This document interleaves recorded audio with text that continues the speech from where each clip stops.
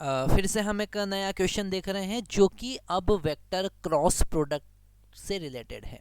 Okay, हम बात कर रहे हैं वेक्टर क्रॉस प्रोडक्ट। क्वेश्चन में हम बात करेंगे vector cross product. Okay, vector cross product. और इस वेक्टर क्रॉस प्रोडक्ट में हमें ध्यान देना है, जैसे हमारे पास में एक वेक्टर ए है और दूसरा वेक्टर बी है। ओके, इन दोनों का क्रॉस प्रोडक्ट हमको फाइंड करना है। तो यहाँ पर इसे थोड़ा हम अच्छे से ड्रॉ करते हैं। ये हमारे पास में एक हॉरिजॉन्टल प्लेन है। ओके, ये हॉरिजॉन्टल प्लेन आपको दिख रहा है, हमारे पास में एक हॉरिजॉन्टल प्लेन है।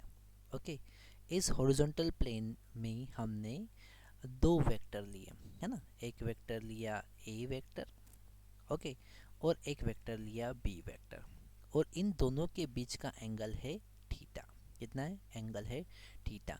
तो यहाँ पर जो इनका क्रॉस प्रोडक्ट होगा, मतलब कि हमको निकालना है ए क्रॉस बी।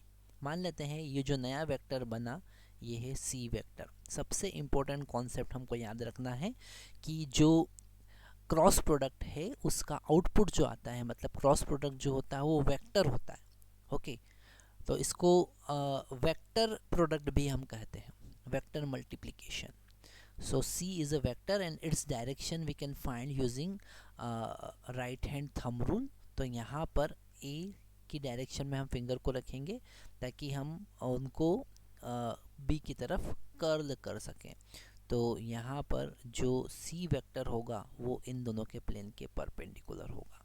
और इस C का मैग्नीट्यूड अगर हमें फाइंड करना है तो वो होगा A B साइन थीटा। वैसे अगर हम C वेक्टर को लिखना चाहें तो C वेक्टर को लिखेंगे A B sine theta into n cap. Now what is this n cap? N cap is the unit vector, is the unit vector normal to A and B। okay, normal to A vector and B vector. Okay, मतलब जो plane है उसके perpendicular रहेगा, है ना। यहाँ पर इस क्रॉस प्रोडक्ट से रिलेटेड थ्योरी हमें और समझना पड़ेगी, पर यहाँ पर हम इस क्वेश्चन को सॉल्व करने के लिए केवल ये फार्मूला यूज़ कर रहे हैं कि क्रॉस प्रोडक्ट का जो मैग्नीट्यूड होता है वो होता है ए बी साइन थीटा, जिसे हमको यहाँ पर 15 गिवन है ना। क्या क्वेश्चन है?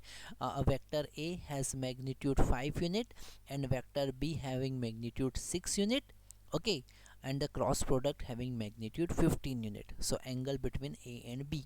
So C is equal to 15, A equal to 5 and B equal to 6 into sin theta।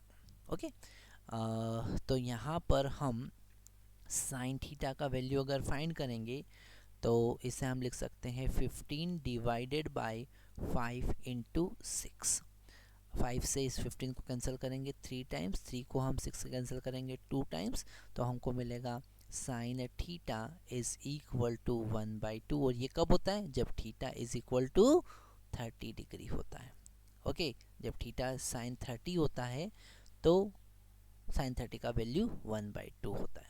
Okay, तो यहाँ पर एंगल कितना आया? क्वेश्चन का आंसर कितना है? 60 degree. Thank you very much.